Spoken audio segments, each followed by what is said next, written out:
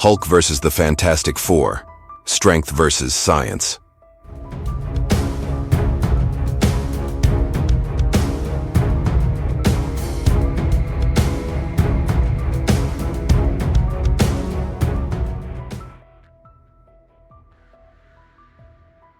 It began on a humid summer evening in New York City, the kind that weighed heavily on the shoulders of its citizens, stifling movement and ambition alike.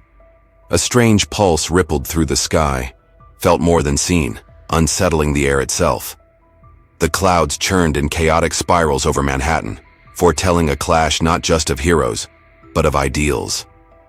Beneath that brooding firmament, a confrontation was brewing, one that would pit raw, unrelenting strength against the refined, tempered edge of science. Hulk versus the Fantastic Four. The first tremors came without warning. A shockwave tore through the Lower East Side as a titanic figure emerged from the harbor, water cascading off its monstrous form like an avalanche of fury. Bruce Banner was, long gone, buried beneath the surface of wrath and radiation. What remained was Hulk, furious, primal, an emerald force of nature whose very existence screamed defiance against containment. He had not come for vengeance, nor conquest. He had come because he was provoked. Somewhere, in a remote SHIELD facility, a test had gone wrong. Gamma signatures too close to his own had triggered a subconscious response in Hulk's mind. He followed the scent of science gone astray, the echo of manipulation and meddling. It led him to New York, and more specifically, to the Baxter Building, the heart of the Fantastic Four's operations. That towering spire of gleaming intellect and innovation now stood directly in his path. Before long, alarms blared through the building's corridors. Reed Richards was the first to respond, stretching his form across floors, eyes narrowing at the data flashing across his monitors. He recognized the energy patterns immediately, the impossible readings that only one being could produce. Hulk was coming, not as a warning, but as a certainty. There would be no negotiation this time. There would be no pause for diplomacy or analysis. This was an event, and it had to be stopped. Sue Storm was already preparing, her force fields flickering to life like transparent armor around her. Johnny blazed into the sky, a trail of flame tracing his ascent as he scanned the horizon for the green juggernaut. Ben Grimm, the Thing, rolled his shoulders with a grimace, the rocky plates of his body grinding like tectonic plates shifting into place. He had faced Hulk before. It had never been easy. It had never been clean. But this time, he hoped it would be different. This time they were ready. But hope was a fragile thing. Hulk's arrival was less of a confrontation and more of a natural disaster.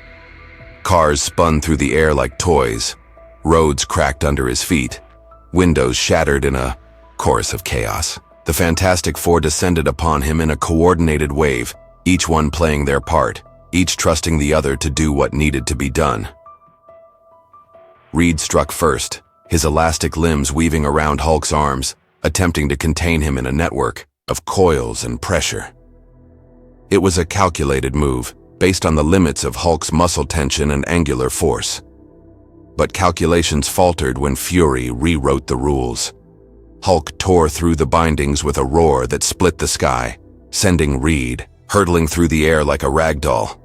Sue stepped in, forming a dome of shimmering energy around the green behemoth. For a moment it held. For a moment it seemed the storm could be calmed. But Hulk was no mere force of nature. He was rage incarnate, and rage does not abide cages. With a seismic stomp and a bellow that shattered glass across blocks, he forced his way through the construct, flinging debris in every direction. Johnny danced above, raining fire in concentrated bursts. It wasn't to harm, it was to disorient, to distract, to delay. Hulk swatted at the flame like a man swats mosquitoes, each attempt getting closer, angrier. Then came the crash. A leap that defied gravity brought Hulk into the air, catching the Human Torch mid-flight and slamming him into the rooftop of a nearby building. The flame sputtered as Johnny groaned, stunned but alive. Then Ben Grimm stepped forward. There was no finesse in his approach, no strategy layered in his stance. There was only a sense of grim duty, of a soldier walking into a war he had already lost once before. He charged, fists like boulders, eyes narrowed with resolve. Hulk turned to meet him, a mountain confronting another. The ground beneath them cracked as their fists collided, stone meeting flesh, fury meeting fortitude.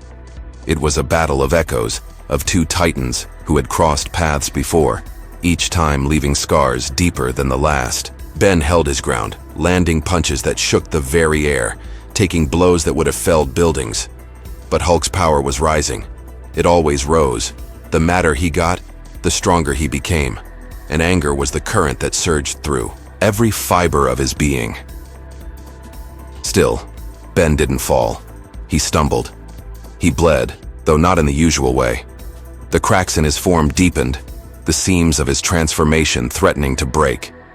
But he endured, not because he was stronger, but because he had something to protect, and in that endurance he bought time. Time for Reed to recalibrate, time for Sue to regroup, time for Johnny to reignite. The Fantastic Four were never just individuals. They were a symphony of abilities, woven together through bonds of trust, history, and purpose. When they worked alone, they survived. When they worked together, they triumphed. Reed returned with a device of alien design, pulled from a lab that defied understanding, engineered to manipulate gravity on a localized scale. It was untested, volatile, and desperate. But then, so was Hulk. Sue amplified the field with her constructs, warping space just enough to disorient Hulk's movements. Johnny looped fiery rings around him, further disorienting the beast with light and heat. Ben landed one final punch, one that didn't stop Hulk, but turned him just enough. Reed activated the device. A pulse rippled through the air, not violent, but heavy, like the world had suddenly become twice its weight. Hulk faltered, not in pain, but in surprise. His next movement came slower, his balance shifting. Gravity had not merely increased, it had been refocused, centered on him. Every step now demanded effort, every movement felt like swimming through stone. For the first time, the tide turned, but even that wasn't enough to truly stop him. Hulk fought back against the invisible weight, each movement a thunderous declaration that he would not be caged, not by force, not by science. And slowly, inexorably, he began to move again. The device whined with strain, threatening to overload. Reed gave the signal. Sue reinforced the construct one last time, surrounding Hulk, in a multi-layered prism of force. Johnny funneled plasma into the air to destabilize the oxygen, dampening the gamma signature. Ben held Hulk's attention, shouting not words, but raw sound, defiant, determined. The device reached critical mass and imploded inward, not as an explosion, but as a dimensional fold. For a brief moment, Hulk was suspended, mid-roar, mid-strike, frozen, between forces. Then, in a blink, he was gone. Not destroyed, not defeated, transported, teleported into a holding space Reed had designed years ago, but never used.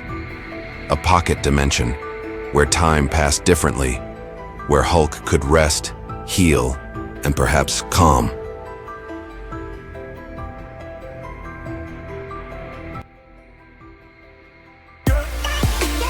Thanks for watching. Please like, share and subscribe if you like videos like this.